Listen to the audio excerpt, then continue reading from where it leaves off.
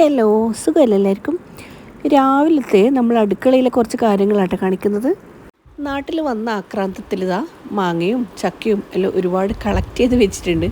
അപ്പോൾ ഇതിനെല്ലാം ഏതെങ്കിലും ഒരു കോലത്തിലാക്കി വെക്കണം, അല്ലെങ്കിൽ വെറുതെ കെട്ടുപോകും. അപ്പോൾ അതിനുള്ള പരിപാടിയാണ് രാവിലെ. ചക്കയെല്ലാം ഞാൻ നല്ല സൂപ്പറായിട്ട് വൃത്തിയാക്കി അതിലുള്ള കുരുവും കാര്യങ്ങളൊക്കെ കളഞ്ഞ് ചുള മാത്രം എടുത്തിട്ട് നല്ല എയർ ടൈറ്റുള്ള കണ്ടെയ്നറിലാക്കി ഫ്രിഡ്ജിൽ വെക്കുക അടച്ചത്. എനിക്ക് ആവശ്യമുള്ളപ്പോൾ ഞാൻ തിന്നും. രാവിലത്തെ ബ്രേക്ക്ഫാസ്റ്റിൻ്റെ കറിക്കുള്ളത് അരിഞ്ഞ് വെച്ചിട്ടുണ്ട് ഒരു സൈഡിൽ. രാവിലെ പെറുക്കി കൊണ്ടുവന്ന കുറച്ച് മാങ്ങയുണ്ട്, അതെല്ലാം ഇനി വൃത്തിയാക്കണം. ഇഡലി ആട്ടാ, ഇഡലി ചുട്ട് കഴിയാനായിട്ടുണ്ട്. അടുത്തത് ഇളമ്പക്കയുണ്ട്, അതെല്ലാം ഉരിഞ്ഞ് വെച്ചിട്ടുണ്ട്.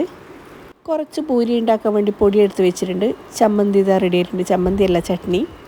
നാട്ടിൽ വരുമ്പോൾ കൊതിയായിരുന്നു ഇഡലി കഴിക്കാൻ വേണ്ടിയിട്ട്, അതുകൊണ്ട് വയറ് നിറച്ച് ഇഡലി കഴിക്കുന്നുണ്ട്. ഏതായാലും നല്ല പച്ചമാങ്ങയും ഈത്തപ്പഴവും അച്ചാറിട്ടതുണ്ട്. പിന്നെ നമ്മൾ അരിനെല്ലിക്ക സിർക്കയിലിട്ടതുണ്ട്.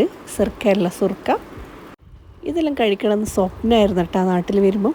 അതെല്ലാം സ്വപ്നം പൂവണിഞ്ഞിട്ടുണ്ടെന്ന് വേണമെങ്കിൽ പറയാം. പിന്നെ ഈ ഒരു കോലായിലിരുത്തം കിച്ചൺ സൈഡിൽ, ഇതും എൻ്റെ ഒരു ഡ്രീമായിരുന്നു നാട്ടിൽ വരുമ്പം. അതും മതിവഴുവോളം ഞാൻ ഇരിക്കുന്നുണ്ട്.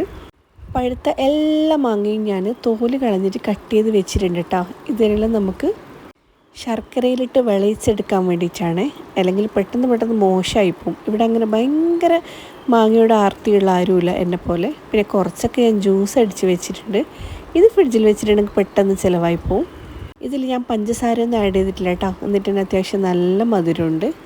ആദ്യമായിട്ടൊരു സാധനം കൂടി ഉണ്ടാക്കുന്നുണ്ട്, ചക്കര മാങ്ങ. അപ്പോൾ വീഡിയോ ഇഷ്ടപ്പെട്ടെങ്കിൽ ഒരു ലൈക്ക് ചെയ്യണേ.